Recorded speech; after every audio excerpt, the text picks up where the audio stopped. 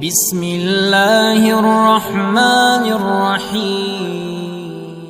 السلام علیکم ورحمۃ اللہ وبرکاتہ۔ حضرت ابان بن عثمان رضی اللہ عنہ سے روایت ہے، انہوں نے کہا حضرت زید بن ثابت دوپہر کے وقت مروان کے پاس سے باہر نکلے۔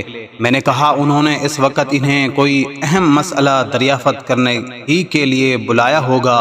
میں نے زید سے پوچھا تو انہوں نے کہا انہوں نے ہم سے کچھ احادیث کے بارے میں دریافت کیا تھا جو ہم نے رسول اللہ صلی اللہ علیہ وسلم سے سنی تھیں۔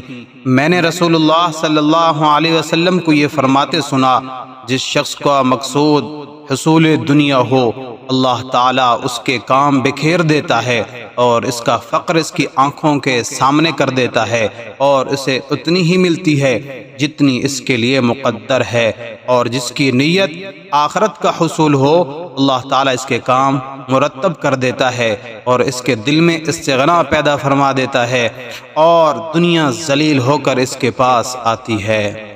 آخرت کی طرف توجہ کرنے سے دنیا کی اہمیت کم ہو جاتی ہے، لہٰذا قناعت کی دولت حاصل ہو جاتی ہے اور بندہ مطمئن اور خوشکن زندگی گزارتا ہے۔